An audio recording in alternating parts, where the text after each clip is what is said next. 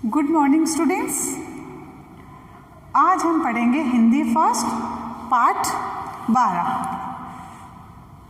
आपको पाठ 13 का पीडीएफ मिल चुका है, तो आज हम पढ़ेंगे पाठ 12 मेरी मेघालय यात्रा। तो इसमें एक यात्रा का वर्णन किया गया है।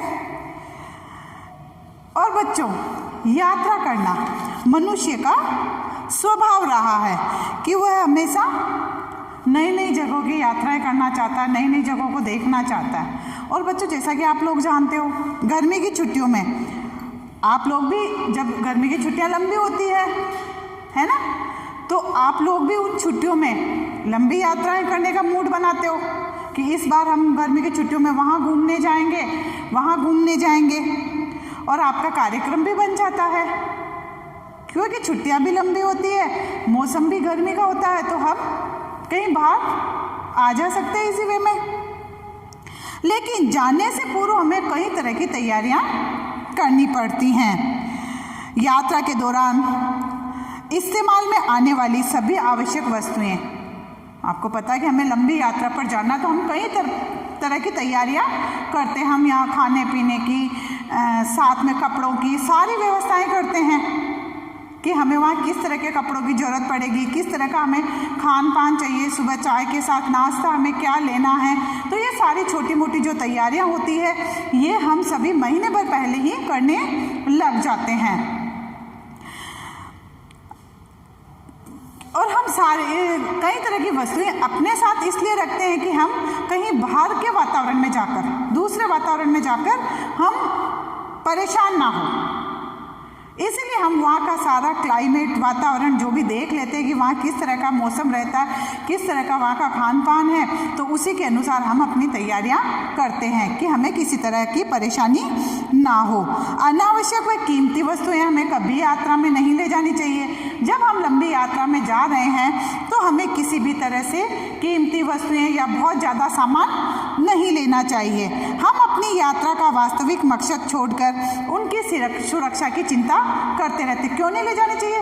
क्योंकि हम जिस मकसद से आए हैं, जिस मकसद से हमें घूमना है, हमें तो हम यात्राएं किस लिए कर रहे हैं कि हमें घूमना है, एंजॉय करना है, इसीलिए हम यात्राएं करते हैं। तो हम उस वक्त उन सबको छोड़ के हमारे पास जो कीमती वस्तुएं होती है उसकी देखभाल में लगे रहते हैं। धन के रूप में नकदी रुपया, पैसा ले जाने से भी हमें बचना चाहिए। इसके लिए आजकल ऑनलाइन काफ़ी सुविधाएं हो गई है। तो हमें इस तरह से जो यात्राएं हैं वो सावधानी पूर्वक करनी चाहिए। और जिस जगह हम घूमने जा रहे हैं, पहले उसके बारे में हमें पूरी जानकारी ले लेनी चाहिए। और आप सबको पता है कि यात्रा करना मनुष्य का स्वभाव रहा है। मनुष्य आज से ही नहीं, पुराने समय से ही यात्राएं कर रहा है। पुराने जमाने में व्यापारिक, राजनीतिक, धार्मिक अथवा अन्य उद्देश्यों की पूर्तियों के लिए लोग लंबी लंबी यात्राएं करते थे। पुराने समय में लोग व्यापार के लिए भी जाते थे, धार्मिक, आज हम देखते हैं ना कि हमारे दादा दादी है, नाना नानी है, मम्मी पापा है, तो वो जगह जगह घूमने जाते हैं, द्वारिका, केदारनाथ, है ना, अमरनाथ, तो इन सब की यात्राओं पर जाते हैं। तो हम उनके साथ किस तरह की तैयारियां करते हैं? तो ये यात्राएं आज से नहीं, पुराने समय से ही चली आ रही कि लोग अपने उद्देश्यों की पूर्ति के लिए यात्राएं करते थे। वर्तमान समय में पर्यटक स्थलों और धार्मिक स्थलों की यात्राएं ज़्यादा हो रही है। लोग पर्यटक जहाँ घूमने के स्थान है वहाँ ज़्यादा जाते हैं, या फिर धार्मिक यात्राओं पर लोग ज़्यादा जा रहे हैं। हमारे देश में विभिन्न प्रदेशों के खान पान, रहन सहन और भाषा अलग अलग है। हमारे देश में विभिन्न प्रदेशों के खान पान अलग है, रहन सहन अलग है, पहनावा अलग है। तो यात्राओं के द्वारा हमें दूसरे स्थान की विशेषताओं और संस्कृति के बारे में जानने का अवसर भी प्राप्त होता है। इन यात्राओं से हम दूसरे प्रदेशों के बारे में, वहाँ के रहन सहन के बारे में, वहाँ खान पान के बारे में, वहाँ के पहनावे के बारे में भी हमें जानने का मौका मिलता है। तो इसीलिए तो हम पहले से ही उस जगह के बारे में सारी जानकारी जो है वो इकट्ठी कर लेते हैं कि वहाँ हमें किस तरह के पहनावा चाहिए, किस तरह का खान पान चाहिए, तो कुछ हम अपने साथ ले जाते हैं कि हमें किसी भी प्रकार की असुविधा ना हो। तो बेटा, प्रस्तुत पाठ जो है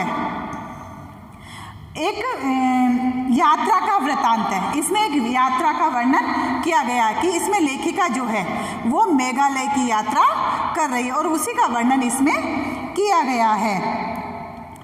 इसमें लेखिका मेघालय के सुंदर सा गांव, मेघालय आपने नाम सुना सभी ने, मेघालय, इसका जो गांव है माइलिनोंग की यात्रा करती है। मेघालय का एक छोटा सा गांव है माइलिनोंग, वहाँ की यात्रा करती है।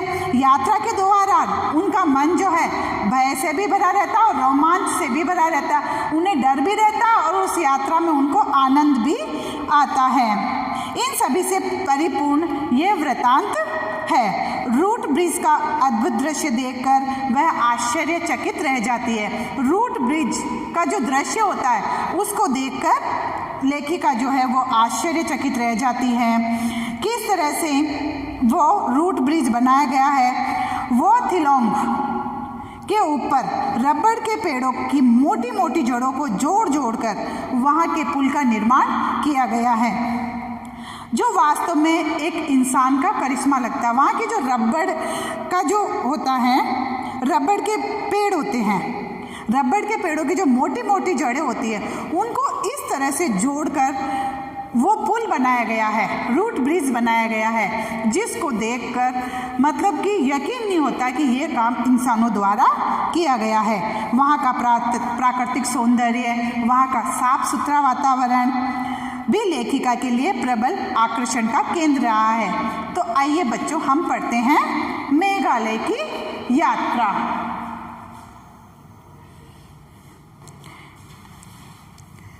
हाल ही में, अब लेखिका क्या कह रही है आप सुनना, हाल ही में मेघालय जाने का मौका मिला।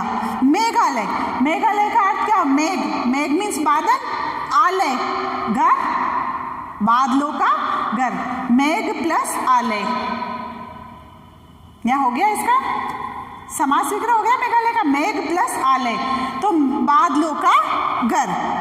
इसकी राजधानी शिलांग है, मेघालय की राजधानी शिलांग है। वहां पहुंचकर मुझे पता चला कि शिलांग से 75 किलोमीटर दूर घने जंगलों के बीच बसा है। लेखिका को मेघालय जाने का मौका मिला है और मेघालय जो है वो शिलांग से 75 किलोमीटर दूर घने जंगलों के बीच बसा हुआ है। एशिया का सबसे साफ सुथरा गांव कहा जाने वाला माइलिनोंग, माइलिनोंग सॉरी बच्चों, शिलांग से 75 किलोमीटर दूर घने जंगलों के बीच माइलिनोंग बसा हुआ है। यह एशिया का सबसे खूबसूरत और साफ सुथरा गांव कहा जाता है। मैंने वहां जाने का मन बना लिया। लेखिका ने क्या कहा कि मैंने वहां जाने का मन बना लिया। अब देखिए लेखिका की यात्रा शुरू होती है। हमारी यात्रा शुरू हुई, जल्द ही हम पहाड़ों के ऊपर थे। लेखिका की यात्रा शुरू हो चुकी थी और वह जल्द ही पहाड़ों के ऊपर थे। कहीं पहाड़ी झरने गिर रहे थे तो कहीं घने जंगल थे। मैंने देखा कि लोगों ने बांस को आधा काटकर उसकी नाली बना दी थी। इससे पहाड़ से तेज धार में गिरने वाले पानी को उसका सहारा मिल गया था। लेखिका की यात्रा शुरू हो गई थी और वह जल्द ही पहाड़ों के ऊपर थे। पहाड़ों पर कहीं कहीं झरने गिर रहे थे तो कहीं पर घने जंगल थे। लेखिका ने वहाँ देखा कि लोगों ने बांस जो होते हैं ना, बेम्बो, बांस को काटकर वहाँ पर नालियाँ बना दी थी। इससे पहाड़ से तेज धार जो पानी गिर रहा था उसको नीचे गिरने का सहारा मिल जाता कि वो सीधा नीचे ना गिर के बांस की नालियों पे गिरता और फिर वहाँ से बहकर निकल जाता था। आसमान में रुई के फाहों जैसे बादल उड़ रहे थे, क्योंकि वो बादलों के बहुत नज़दीक थे तो रुई के फाहों जैसे बादल उड़ रहे थे।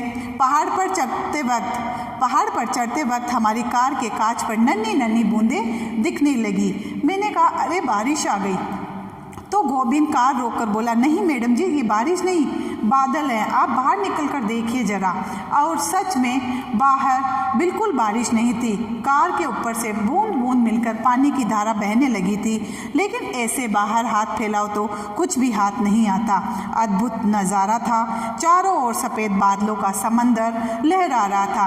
अब लेखिका ने जब वो लोग आगे की यात्रा शुरू की तो उनको ऐसे लगा कि वो, क्योंकि वो मेघालय मतलब कि ये मेघालय में है माइलियोंग, तो मेघालय बादलों के करीब है। तो वो लोग जा रहे थे तो आसमान में जो है बादल ऐसे, अभी हम लोग देखते हैं ना एकदम नीले आसमान में जो बीच बीच में एक रुई के फाँव जैसे बादल होते जो चलते रहते हैं, तो लेखिका को ऐसे लग रहा था जैसे रुई के जो फोए हैं वो बादलों में उड़ रहे हैं। पहाड़ पर चढ़ते वक्त उनकी जो गाड़ी थी, कार थी, उसके ऊपर छोटी छोटी बूंदें पानी की जमने लगी। वो उनको वैसे ही दिखाई दे रही थी, उनके हाथ लगाओ तो वहाँ पर कुछ भी नहीं था। तो लेखिका ने कहा कि अरे बारिश आ गई है। तो गोविंद जो उनका ड्राइवर था वह कार रोककर बोला, मैडम जी ये बारिश नहीं है, ये तो बादल है। उसने कहा कि मैडम ये बारिश की बूंदें नहीं है, ये तो बादल हैं, आप बाहर निकल कर देखो। तो लेखिका ने बाहर निकलकर देखा तो सचमुच वो बादल थे, वहाँ पर कोई बारिश की पानी की बूंदें नहीं थी। कार के ऊपर से बूंद मिलकर पानी की धारा बहने लगी। बारिश तो थी नहीं, वो सिर्फ बादलों के नज़दीक थे तो उसका जो बहना था वो था, तो बहने लगी। लेकिन बाहर हाथ फैलाओ तो कुछ भी नहीं आ रहा था। बाहर जैसे ही वो हाथ फैलाते हैं तो उनको कोई भी गीला होने का एहसास नहीं हो रहा था, वो सिर्फ कांच पर ही उनको दिख रहा था। ये लेखिका के लिए बहुत ही अद्भुत नज़ारा था। चारों ओर सफ़ेद बादलों का समंदर लहरा था, चारों तरफ बादलों के वो नज़दीक थे तो चारों तरफ उनको ऐसा लग रहा था जैसे बादलों का समंदर लहरा रहा हो, क्योंकि बादल ऐसे लग रहे हैं जैसे वो नीचे की ओर उतर रहे हो। तो उनको ऐसा महसूस हो रहा था कि जैसे चारों तरफ बादलों का समुंदर लहरा रहा हो। जहाँ हम खड़े थे वहाँ से 10 मीटर दूरी पर ही कुछ नज़र नहीं हो रहा, और जहाँ पर लेखिका और उनके ड्राइवर खड़े थे उसकी 10 मीटर की दूरी पर भी उनको कुछ भी नहीं दिख रहा था। सड़क से गुजरती हुई सारी गाड़ियों ने अपनी इमरजेंसी लाइट जलाई हुई थी। सड़क से जितनी भी गाड़ियाँ गुजर रही थी सब ने अपनी अपनी इमरजेंसी लाइट जो होती है वो जला रखी थी, ताकि सामने आने वाले आपस में एक दूसरे से ना टकरा जाएं। इसीलिए उन्होंने इमरजेंसी लाइटें जला रखी थी। अभी हमारे यहाँ भी जब सर्दी के दिनों में कोहरा छा जाता है तो हम लोग मतलब अपना एहसास करवाने के लिए गाड़ी की लाइट जला देते हैं, जिससे कि हमें आसपास आने जाने वाली गाड़ियाँ दिखाई दी जाती है। तो उसी तरह से इन लोगों ने भी अपनी गाड़ी की इमरजेंसी लाइटें जो थी वो जला रखी थी। सामने से भी गाड़ियाँ आ रही थी, सभी बहुत ही धीमे और एक के पीछे एक चल रही थी, क्योंकि कुछ दिखाई नहीं दे रहा था। 10 मीटर की दूरी तक तो उन्हें कुछ भी नहीं दिख रहा था, इसीलिए एक के पीछे एक गाड़ी चल रही थी और सबकी लाइटें जली हुई थी और गाड़ियाँ जो थी बहुत ही धीमी चल रही थी, ताकि कोई दुर्घटना न घट जाए। धीमी मतलब बहुत धीरे धीरे चल रही थी, ताकि कोई दुर्घटना वहाँ न हो जाए। पहाड़ी रास्ता था, एक तरफ हजारों मीटर गहरी खाई थी तो दूसरी तरफ पूरा पहाड़ी रास्ता था। एक तरफ तो हजारों मीटर गहरी खाई थी और एक तरफ पहाड़ थे। धुंध में रास्ता कुछ समझ में नहीं आ रहा था और कोहरा इतना था कि वहाँ पर रास्ता कहाँ जाना, कैसे जाना, कुछ भी उन लोगों को समझ में नहीं आ रहा था, क्योंकि कोहरे में अभी हमें भी कुछ भी दिखाई नहीं देता है। तो उनको वहाँ पर कुछ भी नज़र नहीं आ रहा था। एक छोटी सी जगह पर गोविंद ने गाड़ी रोककर एक टैक्सी वाले से द्वाकी का रास्ता पूछा। तब गोविंद ने एक छोटी सी जगह पर गाड़ी रोकी और एक टैक्सी वाला वहाँ से निकल रहा था, तो वहाँ से उन्होंने द्वाकी का रास्ता पूछा। द्वाकी मुख्य सड़क पर बसा हुआ एक छोटा सा शहर है। जब वो माइलिनोंग जा रहे थे तो उन्होंने एक टैक्सी वाले से, वो द्वाकी होकर जाते हैं, तो उन्होंने सबसे पहले टैक्सी वाले से द्वाकी का रास्ता पूछा। और द्वाकी जो है वो मुख्य सड़क पर बसा हुआ एक छोटा सा शहर है। जैसे हम भीलवाड़ा आते तो इधर पूर्व बसा हुआ है ना, मांडल बसा हुआ है, तो इस तरह से द्वाकी भी एक छोटा सा शहर था जो मुख्य सड़क पर बसा हुआ था। टैक्सी वाला बोला, मैं वहीं जा रहा हूँ, मेरे पीछे पीछे चले आओ। तब टैक्सी वाले ने उन्हें क्या कहा कि मैं द्वाकी ही जा रहा हूँ, तुम लोग मेरे पीछे पीछे चले आओ। मैंने कहा कि हमें माइलिनोंग जाना है। तब गोविंद ने उससे कहा कि हमें तो माइलिनोंग जाना है। वह बोला, रास्ता यही है, चले आओ। उसने कहा कि ये रास्ता वही है, तुम लोग मेरे पीछे पीछे चले आओ। सारी बातचीत गोविंद के माध्यम से असमी में हो रही थी। गोविंद जो था लेखिका का ड्राइवर, वो असमी भाषा जानता था, तो जो टैक्सी वाला व्यक्ति था उससे गोविंद की बात जो थी वो असमी भाषा में हो रही थी, क्योंकि यहाँ हिंदी कम ही लोग बोलते हैं। और धुंध में हम उसके पीछे पीछे चल दिए और कोहरा इतना छाया हुआ था कि हम लोग, लेखिका कह रही कि हम लोग उस टैक्सी वाले के पीछे पीछे चल दिए। हम लोग लाइव रूट ब्रिज के रास्ते की ओर चल दिए। अब वो बता रहे कि हम लोग लाइव रूट ब्रिज, ये ब्रिज का नाम है, उसके रास्ते की ओर चल दिए। गांव के अंदर से ही नीचे जंगल की तरफ उतरना था, गांव के अंदर से होकर नीचे जंगल की तरफ उन्हें उतरना था।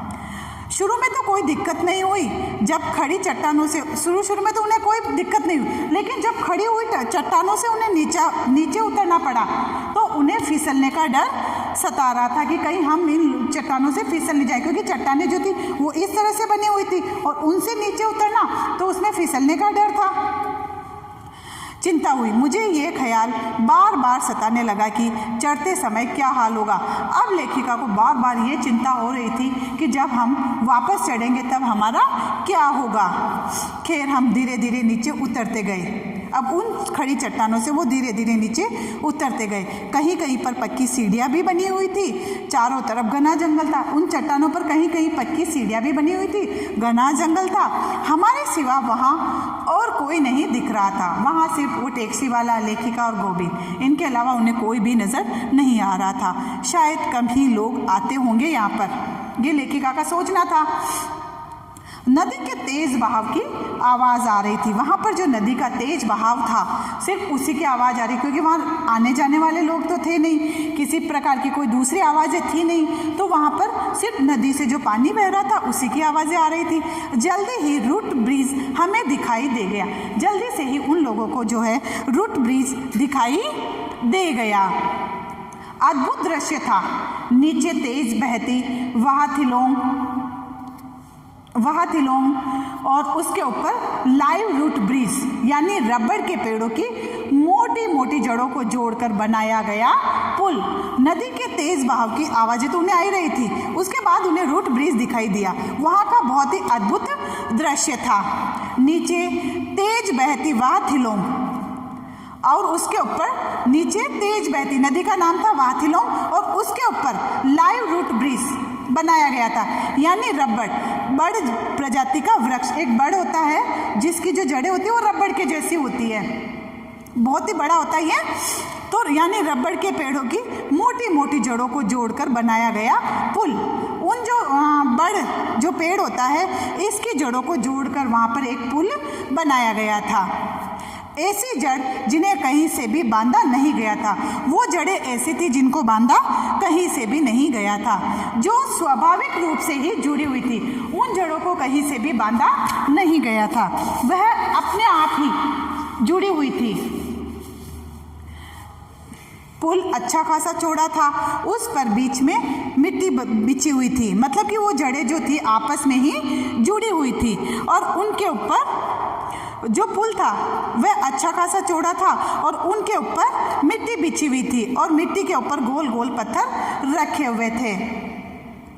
हेनरी ने बताया कि ये पुल बहुत मजबूत है, 30 लोग खड़े भी हो जाएं तो इसका कुछ नहीं बिगड़ने वाला है। अब हेनरी वहाँ पर कोई रहता होगा तो उसने बताया कि ये पुल जो है ये बहुत ही मजबूत है और इस पर 30 लोग भी अगर खड़े हो जाए तो इसका कुछ नहीं बिगड़ने वाला। जबकि हमें पता है कि नीचे उस जो मजबूती थी वो है आपस में, उसके नीचे बड़ की जो जड़ें थी रबड़ जैसी वो जुड़ी हुई थी और उनके ऊपर मिट्टी डालकर फिर पत्थर रखे गए थे।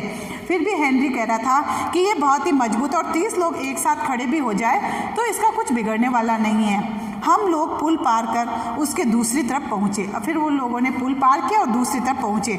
वहाँ दूसरे गांव जाने के लिए पहाड़ काट कर सीढ़ियाँ बनाई गई थी। अब जैसे ही उन्होंने पुल पार किया तो दूसरी तरफ वो पहुँच गए। वहाँ दूसरे गांव जाने के लिए पहाड़ काट कर सीढ़ियाँ बनाई गई थी। हम लोगों ने चारों तरफ से पुल का मुआयना किया।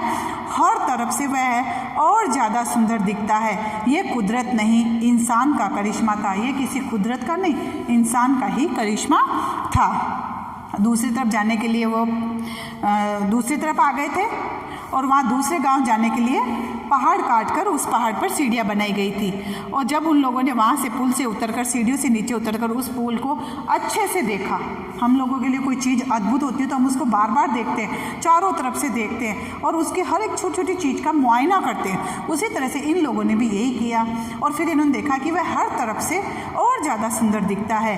ये कुदरत नहीं, इंसान का करिश्मा है। ये किसी कुदरत ने नहीं, किसी इंसान का ही करिश्मा लग रहा था। इसी बीच हम हेनरी के पिता से मिले। अब लेखिका कह रही कि इसी के बाद हम, इसी बीच जब वो ये सब कर रहे थे, इसी बीच वो लोग हेनरी के पिता से मिले। मैंने उनका अभिवादन किया, मतलब लेखिका ने उनको नमस्कार वगैरह किया और उनका स्वागत किया। उनके चेहरे की झुर्रियों के बीच एक भोली सी मुस्कान छा गई थी। हेनरी के पिता के चेहरे पर झुर्रियाँ छाई हुई थी, उन पर एक छोटी सी मुस्कान आ गई थी। उनकी उम्र करीब 60-62 की होगी। वे सिर्फ खासी भाषा जानते थे। हेनरी के जो पिता थे वो खासी भाषा जानते थे। खासी यहाँ पर एक भाषा का नाम है। हेनरी हमारा 2 भाषिया बना हुआ था। हेनरी जो थी उसको 2 भाषाएं आती थी, तो इनके लिए हेनरी 2 भाषा बनाता कि वो उसके पिताजी से बात करके फिर इन लोगों को इनकी भाषा में समझा देता। वो खासी भाषा में उनके पिता से बात करता, फिर बाद में लेखिका की भाषा में वो इनको समझा देता है। इसीलिए लेखिका कह रही कि हेनरी जो है वह हमारा 2 भाषा बना हुआ था। मैंने पूछा आपका नाम क्या है। अब लेखिका ने हेनरी के पिता से पूछा कि आपका नाम क्या है। वे कुछ बोलते इससे पहले ही हेनरी बोल पड़ा दिसंबर। अब हेनरी के पिता कुछ जवाब देते उससे पहले ही हेनरी ने बोला कि इनका नाम दिसंबर है। 1 मिनट आपको मैं सबसे पहले दिखाती हूँ पुल। देखिए किस तरह से ये जड़ें जो है, बर्ड की जो जड़ें हैं आपस में जुड़ी हुई है और ये पुल बना हुआ है। देखिए आप इस चित्र को, आया समझ में? यह आपकी बुक में आपको मिलेगा पेज नंबर 89 पर। ये आप चित्र अच्छे से देखना। तब उसने कहा कि दिसंबर। मेरे चेहरे पर मुस्कान फैल गई।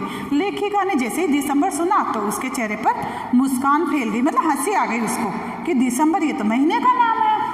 मुझे लगा कि मैंने कुछ गलत सुना। फिर लेखिका को लगा कि मैंने शायद कुछ गलत सुन लिया है। दिसंबर भी कोई नाम होता है क्या? ये तो महीने का नाम है। हाँ मैडम जी। फिर हेनरी ने क्या कहा? हाँ मैडम जी, इनका नाम दिसंबर है। फिर हेनरी वापस बोला, हाँ मैडम जी, मेरे पिताजी का नाम दिसंबर है और मेरी माँ का नाम फेस्टिवल है। अब हमें भी अजीब लग रहा है ना बच्चों कि ये नाम सुनकर कि ये भी कोई नाम होते हैं क्या? तो लेखिका को भी उतना ही अजीब लगा जितना अजीब हमें लग रहा। और फिर आप लोगों को तो हंसी आ रही है ना, कि ऐसे भी कोई नाम होते क्या? आप लोगों के नाम कितने अच्छे अच्छे हैं। अंकित है ना, कुमकुम, आपके तो नाम ऐसे हैं, पर यहाँ पर तो इनके नाम देखो, महीने का नाम, फिर यहाँ त्योहार का हो गया, यहाँ ऐसे ही नाम रखे जाते हैं। फिर उसने कहा हेनरी ने कि हमारे यहाँ पर ऐसे ही नाम रखे जाते हैं। आपको गांव में वोडाफोन, आइडिया, एयरटेल जैसे नाम भी मिल जाएंगे। मैडम जी, आपको इस गांव में अगर आप जाएंगी तो आपको वोडाफोन, आइडिया, एयरटेल जैसे नाम भी मिल जाएंगे। ये तो सिम के नाम है, मोबाइल में जो हम सिम डालते हैं तो उनके नाम है, वोडाफोन वाली सिम है तो वहीं रख दिए जाते हैं। तो हम लोगों को तो आश्चर्य हो रहा है कि ऐसे कैसे नाम है, लेकिन वहाँ पर ऐसे ही नाम रख दिए जाते हैं। यहाँ महीनों के नाम पर नाम रखे जाते हैं, सप्ताह के दिनों के नाम पर नाम भी लोगों के नाम रखे जाते हैं। दिसंबर जी से मेरी बात शुरू हुई। लेखिका बता रही, अब मेरी दिसंबर जी से बात शुरू हुई। उन्होंने बताया कि उन्होंने अपने दादा से इस पुल के बारे में सुना था। खासी जनजाति के लोगों का मकसद ऐसे पुल बनाकर 2 गांवों को जोड़ना था। ये पुल नौवेद गांव से रिवाई गांव को जोड़ता है। अब दिसंबर जी ने लेखिका को बताया कि इस पुल के बारे में हम लोगों ने भी हमारे दादाजी से सुना था। उन्होंने इस पुल के बारे में खासी जनजाति के लोगों का मकसद बताया था। खासी जाति के लोगों का इस पुल को बनाने का मकसद क्या रहा था कि ऐसा पुल बनाकर वो 2 गांवों को जोड़ना चाहते, 2 अलग अलग गांवों को पुल बनाकर वो जोड़ना चाहते थे कि ये 2 अलग अलग गांव है, बीच में नदी बह रही, तो उस पुल को वो पुल बनाकर उन दोनों गांवों को जोड़ना उनका मकसद था। ये पुल नौवेद गाँव से रिवाई गाँव को जोड़ता, एक साइड में नौवई और दूसरी तरफ नौवेद गांव था, तो बीच में जो नदी बह रही थी उसके ऊपर उन्होंने पुल बना दिया, तो ये दोनों गांव इससे जुड़ गए। पुल बनाने की इस परंपरा को एक विशेष जनजाति के लोगों ने पीढ़ी दर पीढ़ी जीवित रखा।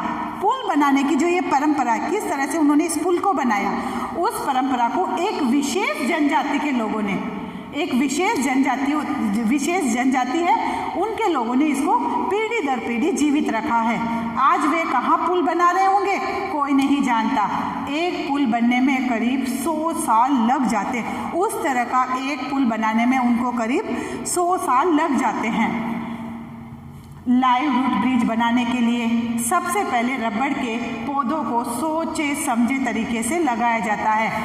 लाइव रूट ब्रिज बनाने के लिए सबसे पहले रबड़ के जो पौधे हैं, बड़ जाति का जो वृक्ष है, उसकी जड़ों को सोचे समझे तरीके से एक दूसरे से जोड़ा जाता है। जब पौधे बड़े होने लगते हैं, मतलब कि पहले तो उन पौधों को बहुत ही सोचे समझे तरीके से लगाया जाता है कि उन दोनों साइड में उन पौधों को, जो बड़ जाति का वृक्ष होता है जिनसे रबड़ की जड़ें निकलती है, उनको बहुत ही सोचे समझे तरीके से लगाया जाता है ताकि बाद में जो उनकी जड़ें निकलती है उनको आपस में जोड़ा जाए। जब पौधे बड़े होने लगते और हमें सही लग रहा है कि वास्तव में एक पुल को बनने में 100 साल लगे होंगे, क्योंकि वो वृक्ष धीरे धीरे बड़े होते होंगे, फिर बाद में उनके जड़ें निकलती होगी, वो लंबी होती होगी, फिर बनाते होंगे, तो नेचुरल वो 100 साल तो लगेंगे। जब पौधे बड़े होने लगते हैं और उनकी हवाई जड़ें, सपोर्टिंग रूट्स, जो उनकी सपोर्ट करने वाली रूट्स होती है, वो बाहर लटकने लगती। आपने बच्चों बड़ जाति का पेड़ देखा होगा, बड़ का पेड़ देखा कभी कि उसकी जड़ें निकलती है और वो पेड़ बहुत ही घना होता है, उस पर जड़ें निकलने लगती है, वो वही पेड़ है। तब उनको बांसों की चोटी की तरह गूंथते हुए चलते हैं, फिर उनकी जड़ों को बांसों की चोटी की तरह, बांस की जो चोटियाँ होती हैं उसकी तरह से उनको गूंथते हुए चलते हैं। ये कोई एक दिन का काम नहीं होता है, ये कोई एक दिन का काम तो नहीं, हमें भी लग रहा है ये कोई एक दिन का काम नहीं होता है, न ही 1 महीने का, क्योंकि जीवित पेड़ों की जड़ें जब तक बढ़ नहीं जाती तब तक उन्हें बांधा नहीं जा सकता, क्योंकि जीवित पेड़ की जड़ें जब तक बड़ी बड़ी नहीं हो जाती है तब तक हम उन्हें नहीं बांध सकते हैं, क्योंकि वो गीली रहेगी, हम जब भी उन्हें बांध सकते हैं, और छोटी जड़ें होती है तो हम उन्हें बांध नहीं सकते, तो उनके बढ़ने का फिर इंतज़ार करना पड़ता है। रस्सी की तरह बढ़ती ये जड़ें चिपकती जाती है, एक दूसरे से बनती जाती है, धीरे धीरे बांसों की जगह बदलती जाती है। हमने जो पुल देखा वह भी करीब 100 साल पुराना है। मेरे आश्चर्य का ठिकाना नहीं था। अब लेखिका के आश्चर्य का बिल्कुल भी ठिकाना, उसको बहुत आश्चर्य हो रहा था कि ये ऐसे पुल और कहाँ कहाँ है। मैंने पूछा, उन्होंने बताया कि चेरापूंजी के पास डबल डेकर पुल है, यानी एक पुल के ऊपर एक और पुल बना हुआ। चेरापूंजी के पास डबल डेकर की एक पुल के ऊपर दूसरा पुल बना हुआ है। अचानक मुझे ट्री हाउस याद आया। मैंने उनसे इशारे में कहा कि आपने बहुत ही सुंदर घर बनाया। फिर लेखिका को अचानक ट्री हाउस याद आ गया और उसने इशारे में कहा कि आपने तो बहुत ही सुंदर घर बनाया है दिसंबर जी, इसे बनाने में कितने दिन लगे हैं? मैंने पूछा। हेनरी ने बताया 2 महीने। मैंने पूछा, आपने ट्री हाउस के सहारे के लिए जो बड़े बड़े पेड़ों के तने लगाए हैं वे किस पेड़ के? उन्होंने कहा, आपने जो ट्री हाउस बनाया, मतलब पेड़ का बना घर, नाम से ही पता चल रहा है। तो उस ट्री हाउस के लिए उन्होंने पूछा होगा कि ये आपने कितने दिनों में, तो हेनरी ने बताया 2 महीने में। तो मैंने पूछा कि आपने ये ट्री हाउस कैसे बनाया?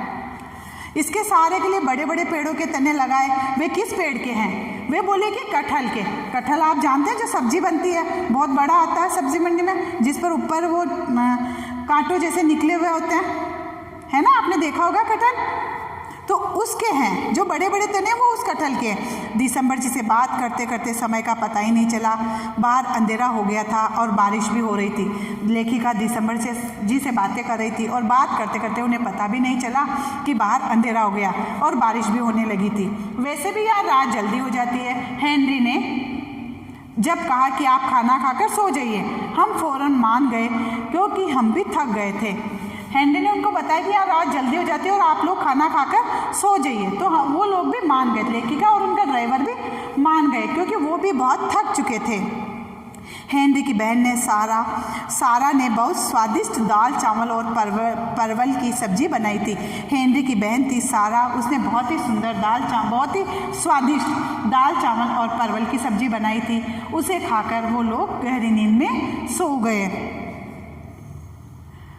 सारी रात बारिश होती रही। ये देखिए उनका ट्री हाउस जो उन्होंने ये पुल बना हुआ चेरापूंजी का डबल डेकर पुल, देख रहे हैं आप, एक पुल के ऊपर दूसरा पुल है, देखे आप चित्र में। आ जाइए अब चैप्टर में। सारी रात बारिश होती रही, सुबह उठे तो बिजली गायब थी। पूरी रात भर तो वहाँ पर बारिश चलती रही। जब वो लोग सुबह उठे तो वहाँ पर लाइटें नहीं थी, बिजली गायब थी। बिजली किसे कहते हैं बच्चों? विद्युत को, आपकी इलेक्ट्रिसिटी। क्योंकि एक बच्चे ने मुझे पूछा था कि मैम ने आपने एग्जाम में विद्युत बिजली का जो पर्यायवाची दिया तो बिजली क्या होता है? तो बिजली आपकी इलेक्ट्रिसिटी। तो वहाँ पर पूरी रात भर लाइटें गायब थी। बाहर बादलों ने हमें चारों तरफ से घेरा हुआ था और बाहर बादल हो रहे थे। अच्छा हुआ जो हम कल रूट ब्रिज देख आए थे, आज तो जाना संभव नहीं होता क्योंकि चारों तरफ बहुत ही बादल छाए हुए थे। तो वो उन्होंने सोचा कि अच्छा हुआ जो कल हम रूट ब्रिज देख कर आ गए, नहीं तो आज हम जा भी नहीं पाते क्योंकि जाना ही संभव नहीं होता। यहाँ चूँकि बारिश बहुत होती है इसलिए हरियाली ज़्यादा और धूल कम है। माइलिनोंग में बारिश बहुत ज़्यादा होती है तो वहाँ पर चारों तरफ हरियाली हरियाली, धूल वहाँ बहुत कम ही देखने को मिलती है। यहाँ खास तौर पर सुपारी, काली मिर्च, तेज पत्ता। अब देखो यहाँ पर क्या क्या होता है, कौन कौन से खाद्य उत्पाद यहाँ पर होते हैं? सुपारी, काली मिर्च, तेज पत्ता, बांस, फूल झाड़ू, कटहल, लीची, अनानास, संतरा, केला आदि के पेड़ हमें वहाँ पर माइलिनोंग में मिलते हैं। घने जंगल और पहाड़ों के बीच बसे होने के बावजूद माइलिनोंग किसी भी कमी का एहसास नहीं कराता। मतलब कि घने जंगल और पहाड़ों के बीच बसे होने के बावजूद भी माइलिनोंग में किसी भी प्रकार की कोई कमी नहीं है, इसका हमें वहाँ पर एहसास भी नहीं होता है। यहाँ लोग पॉलीथीन का प्रयोग बिल्कुल नहीं करते हैं क्योंकि हमने पहले ही पढ़ा था कि ये माइलिनोंग जो है ये एशिया का बहुत ही साफ सुथरा देश है। हमने स्टार्टिंग में पढ़ा था ना कि वहाँ का बहुत ही साफ सुथरा देश है, तो यहाँ पर कोई भी पॉलीथीन का प्रयोग नहीं करते हैं। हेनरी ने बताया कि माइलिनोंग में 94 परिवार बसे हुए हैं। 94 परिवार जो है वो माइलिनोंग में बसे हैं। यहाँ कुल 506 लोग रहते हैं। 94 परिवारों में कुल 506 लोग रहते हैं। साक्षरता की दर यहाँ पर 100% है और साक्षरता की दर भी वहाँ पर पूरी 100% है। गांव में 2 स्कूल है, एक खासी और एक अंग्रेजी माध्यम का। वहाँ पर 2 स्कूल है, एक खासी और एक अंग्रेजी माध्यम का। सभी बच्चे पढ़ने जाते हैं। 8वीं के बाद की पढ़ाई के लिए बच्चे शिलांग चले जाते हैं। 8वीं तक तो बच्चे वहीं पढ़ते हैं, उसके बाद 8वीं के बाद 9वीं क्लास के लिए बच्चे शिलांग चले जाते हैं। माइलिनोंग में एक छोटी सी दुकान है जो साबुन, मोमबत्ती, माचिस वगैरह जैसी छोटी छोटी ज़रूरतों को पूरा करती है। माइलिनोंग से 2 टैक्सियाँ हर रोज़ सुबह शिलांग जाती है और शाम को वापस आती है। यहाँ के लोग आटा, दाल, चावल, हरी सब्जियाँ तथा खाने पीने का हर सामान शिलांग से ही लाते हैं। यहाँ मतलब छोटी छोटी ज़रूरतों का जो सामान है वो तो वहाँ की दुकान पर मिल जाता है, लेकिन जैसे वहाँ के लोग आटा, दाल, चावल, हरी सब्जियाँ तथा खाने पीने का जो हर सामान है उन्हें शिलांग से लाना पड़ता है। यहाँ सब्जी, अनाज कुछ भी पैदा नहीं होता। हाँ, मछली, सुअर, मुर्गी जरूर ये लोग पालते हैं। हेनरी ने बताया कि शिलांग से माइलिनोंग के बीच सड़क बने 12 साल हुए हैं। इसके पहले आना जाना मुश्किल था। मतलब कि हेनरी ने बताया कि शिलांग से माइलिनोंग के बीच सड़क बने हुए हैं, मतलब कि शिलांग और माइलिनोंग के बीच सड़क बने हुए कुल 12 साल ही हुए हैं। इससे पहले आना जाना माइलिनोंग से शिलांग आना जाना मुश्किल था। हम लोग इतना नहीं आ पाते थे। गांव के मुखिया को यहाँ पर सभी हेडमैन कहते हैं। गांव का जो मुखिया उसको वहाँ पर सभी हेडमैन कहते हैं क्योंकि वो गांव का हेड होता है। इसीलिए रूट ब्रिज के रास्ते में मैंने बड़े बच्चों को एक रोचक खेल खेलते देखा। अब लेखिका बता रही है कि रूट ब्रिज के रास्ते में मैंने बड़े बच्चों को एक रोचक खेल खेलते हुए देखा। वो खेल अब क्या था बच्चों, देखिए केले के एक तने को उन्होंने जमीन में गाड़ दिया। केले के एक तने को उन्होंने जमीन में गाड़ दिया और दूर पर एक रेखा खींच दी, जिसके पीछे खड़े होकर वे नुकीले तीर से उस तने को भेदने की कोशिश कर रहे थे। जैसे आप लोग सितोलिया खेलते हो ना, कि आप दूर एक पत्थर का वो जमा देते हैं, पत्थर रख देते हैं और फिर आप एक रेखा खींचते हो, उसके पीछे खड़े होकर आप उन पत्थरों पर बॉल से मारते हो। उसी तरह से इन लोगों का भी एक खेल था जो बहुत ही रोचक था, कि वो केले के एक तने को वहाँ पर ज़मीन में गाड़ देते हैं और दूर एक रेखा लाइन खींच देते हैं और फिर उसके लाइन के उधर खड़े होकर, दूसरी तरफ खड़े होकर वो नुकीले तीर से उस तने को भेदने की कोशिश कर रहे थे। आसपास खड़े बच्चे निशाना लग जाने पर तालियां बजाकर उनका उत्साह बढ़ा रहे थे और आसपास जितने भी बच्चे खड़े थे वो क्या कर रहे थे कि जिससे उस तने पर नुकीले तीर से लग जाती है वो तने को भेद देते हैं। जो बच्चा भेद देता है तो दूसरे बच्चे तालियां बजाकर उन बच्चों का उत्साह और जोश और दुगुना कर रहे थे, उसके उत्साह को और बढ़ा रहे थे।